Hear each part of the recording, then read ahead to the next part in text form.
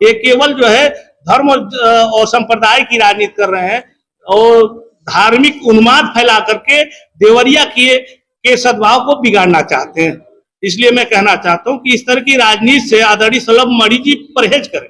हिंदू बहन बेटियों के सम्मान के लिए खड़ा हूं, खड़ा रहूंगा।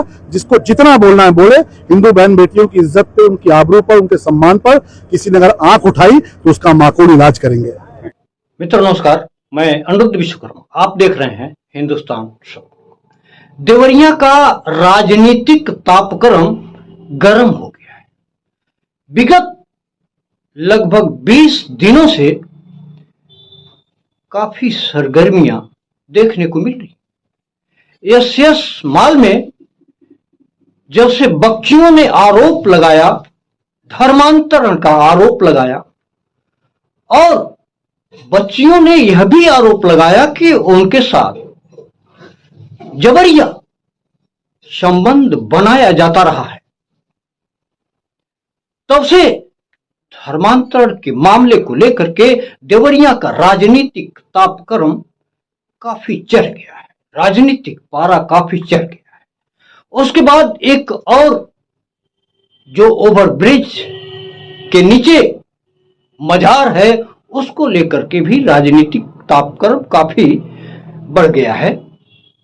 आज समाजवादी पार्टी के नेता परवेज आलम एक बयान देते हैं धर्म परिवर्तन वाले एसएस माल को लेकर के और मजार को लेकर के। उसके कुछ देर के बाद सदर विधायक डॉक्टर सलभ मणि त्रिपाठी उनका जवाब देते हैं। तो इससे आप अंदाजा लगा सकते हैं कि किस तरह से देवरिया का राजनीतिक तापक्रम गर्म हो चुका है। मित्रों, परवेज आलम पिछले विधानसभा में बहुजन समाज पार्टी से पथरदेवा विधानसभा से चुनाव लड़े थे।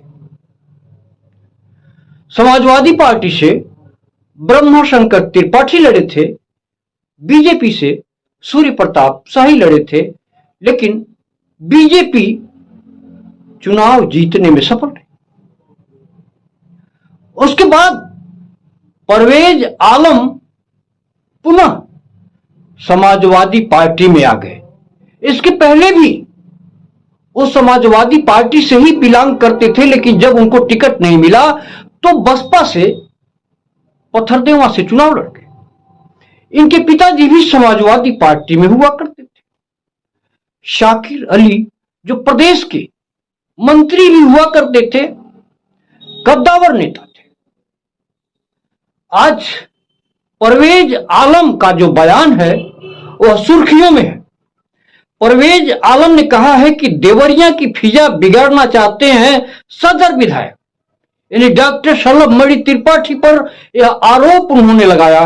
उसके बाद उन्होंने कहा कि राजनीति लाभ के लिए खेला जा रहा धर्मांतरण का खेल सदियों पुराना है। शहीद बाबा की मजार। देखिए, जो भी एसएस माल के मालिक के ऊपर आरोप लगे हैं ये निराधार है, बेबुनियाद है। एक राजनीतिक षड्यंत्र के तहत एसएस माल और ईजी माल के मालिक को फंसाया जा रहा है। जहां तक धर्मांतरण का सवाल है तो मैं सदर विधायक जी से पूछना चाहता हूं कि एसएस माल के मालिक या ईजी माल के मालिक ने कितने धर्मांतर कराए हैं, उसकी सूची मुझे उपलब्ध करावें, श्वेत पत्र माननीय विधायक जी जारी करें। तो ये एक केवल राजनीतिक षड्यंत्र है। 50 लाख से ऊपर का उनके माल में जो पैसे का गबन हुआ है, जो चोरी हुआ है, उसी पैसे का बंटर बाट का ये मामला है, हिस्सेदारी का मामला है ना। और एसएस माल के मालिक ने हिस्सेदारी देने से मना कर दिया। उनके ऊपर तमाम दबाव बन रहे थे कि आप पैसा दीजिए और तमाम चीजें जो है तब आपको हम लोग वो करेंगे, आपको मुकदमे से बाहर करेंगे। तो उन्होंने उस दबाव से बाहर जब हो गए और आरोप को खारिज कर दिया, तो एक राजनीतिक षड्यंत्र के तहत उनको फंसाने का कार्य किया। और जहां तक एक बात आई है धर्मांतरण की बात, तो दत्तात्रेय जी का नाम बार बार आ रहा है। तो दत्तात्रेय जी हैं कहाँ, मैं पूछना चाहता हूँ। उनको मीडिया के सामने आना चाहिए, आकर के बयान देना कि उनकी धर्मपत्नी कहाँ है, वो कहाँ है, उनका परिवार कहाँ है। सदर विधायक जी की बात को प्रशासन मान रहा है तो जिसने धर्म परिवर्तन किया है, जिस तरह का आरोप माननीय विधायक जी लगा रहे हैं, तो दत्तात्रेय जी को या उनकी धर्मपत्नी जी को या उनके परिवार के लोगों को मीडिया के सामने आके बयान देना चाहिए। तो वो कहाँ है, दिखाई नहीं दे रहे, उनको नजरबंद किया गया है, उनको मीडिया के सामने आने से रोका गया है। ये राजनीतिक खेल भारतीय जनता पार्टी के लोगों के द्वारा किया जा रहा है और देवरिया के माहौल को बिगाड़ने का प्रयास किया जा रहा है। लेकिन मैं कहना चाहता हूं कि देवरिया की धरती सूफी संतों की धरती है, देवरावा बाबा की धरती है ना। यहाँ पे कभी सांप्रदायिक माहौल बिगड़ा नहीं है, हिंदू मुस्लिम भाईचारा हमेशा कायम रहा है। मैं आपको बता दूं कि जब भगवान रामचंद्र जी का जब निकलता है, वो बारात निकलती है, तो अबू बकर नगर में जो है उनकी बारात के ऊपर फूल मालाओं से उनके ऊपर जो है फूलों की वर्षा की जाती है। इस तरह का संदेश देने वाला है देवरिया। तो हिंदू मुसलमान की राजनीति करने वाले लोगों के दिन अब खत्म होने वाले हैं और जनता विकास चाहती है, महंगाई से मुक्ति चाहती है, बेरोजगारी से मुक्ति चाहती है। देवरिया ने न इस तरह के नेता को कभी पसंद किया है और न भविष्य में पसंद करेगी। बाजार पकड़ को लेकर सदर विधायक का ये कहना है कि सुरक्षित दस्तावेज के सारे ये जमीन अब हड़पी गई है, इस संबंध में क्या कहना है? देखिए, जहां तक शहीद बाबा की मजार है, शहीद बाबा की मजार सदियों पहले बनी हुई है, तब वहां पे ओवरब्रिज नहीं हुआ करता था। शहीद बाबा की मजार के बनने के बाद बहुत बाद में जो है देवरिया का ओवरब्रिज बना। और जहां तक रही शहीद बाबा की मजार और वहां के कब्रिस्तान आदि का, तो ये सब जो है राजस्व अभिलेखों में दर्ज है। मैं उसका प्रमाण आपको दे सकता हूं, देखिए मेरे पास उसका पूरा प्रमाण है। ये फसली वर्ष 1397, 1398, 1400, 1403, 1409 एवं वार्षिक खतौनी में ये शहीद बाबा की मजार और कब्रिस्तान जो भू अभिलेखों में दर्ज है। मैं ये नहीं करता, ये राजस्व विभाग का दस्तावेज कहता है। और ये जो उत्तर प्रदेश सुन्नी सेंट्रल बोर्ड है और देवरिया का जिला अल्पसंख्यक कार्यालय है, वहां पे भी ये मजार और कब्रिस्तान के नाम से दर्ज है। 124 एकड़ भूमि जो 9.5 कट्ठा होती है, अभी मौके पे मजार और कब्रिस्तान और अन्य जो निर्माण हुए और उसको जोड़ दिया जाए तो मौके पे 9.5 कट्ठा से कम है। मैं आप सबसे कहना चाहता हूं, जो निर्माण है, मजार है, जो कब्रिस्तान है, वो 9.5 कट्ठा से कम है। और भू राजस्व अभिलेखों में 124 एकड़ जो है मजार और कब्रिस्तान के नाम से दर्ज है, समझ रहे। तो इसके 2 मुकदमे जो है एसडीएम कोर्ट, एक एसडीएम कोर्ट में चल रहा है जो आरबीओ जेई के द्वारा किया गया है, और एक मुकदमा एसडीएम कोर्ट में जो है बंजर घोषित करने के लिए किया गया है। ये केवल राजनीतिक प्रेशर में किया जा रहा है ना, राजनीतिक प्रेशर में किया जा रहा है। इसलिए मैं कहना चाहता हूं कि अगर ओवरब्रिज ही एक विषय है बनवाना, तो जो ओवरब्रिज के पश्चिम तरफ जो है तमाम जगह खाली है, आप आसानी से ओवरब्रिज बना सकते हैं। लेकिन देवरिया के विधायक आदरणीय सलभ जी को राजनीति करनी है, विकास तो उन्होंने किया नहीं। सामने चुनाव है तो कैसे जनता को फेस करेंगे, जनता के बीच में क्या कहेंगे, किस नाम पे वोट मांगेंगे? आपका बैतालपुर और गौरी बाजार और आपका जो है क्या कहते हैं देवरिया की चीनी मिल जो है बंद है। आप क्यों नहीं देवरिया और गौरी बाजार की देवरिया की चीनी मिल में से किसी एक चीनी मिल को चलवा देते हैं? तो ये तो आप चलवा नहीं पा रहे हैं, आपकी सरकार है, आपके यहाँ पे 7 विधायक हैं, 2 मंत्री हैं, तो आप तो कुछ करोड़ों रुपया जो है मजदूरों का जो बकाया बाकी है, गौरी बाजार के चीनी मिल का, बैतालपुर का, वो मजदूरों का जो बकाया भुगतान नहीं करा पा रहे हैं। सालों से मजदूर धरने पे बैठे हैं। जिला अस्पताल आपने खत्म कर दिया, चौपट कर दिया। अब जिला अस्पताल में गरीबों का इलाज होता था, दवाएं मिलती थी, डॉक्टर बैठते थे। आज मेडिकल कॉलेज की हालत आप जान रहे हैं। आज का देवरिया का मेडिकल कॉलेज एक रेफरल मेडिकल कॉलेज हो गया है। जो कोई भी मरीज जा रहा है वहां से सीधे रेफर कर दिया जा रहा है, दवा इलाज नहीं हो रहा है। तो देवरिया में विकास नहीं हुआ। समाजवादी पार्टी की सरकार थी तो देवरिया जनपद का समुचित विकास होता था। लेकिन जब से भारतीय जनता पार्टी का जो है सरकार बनी है, देवरिया जनपद का विकास नहीं हो रहा। आज देख लीजिए हमारे यहाँ के कृषि मंत्री जी सुप्रताप शाही जी, यूरिया के लिए किसान जो है लाठी खा रहा है?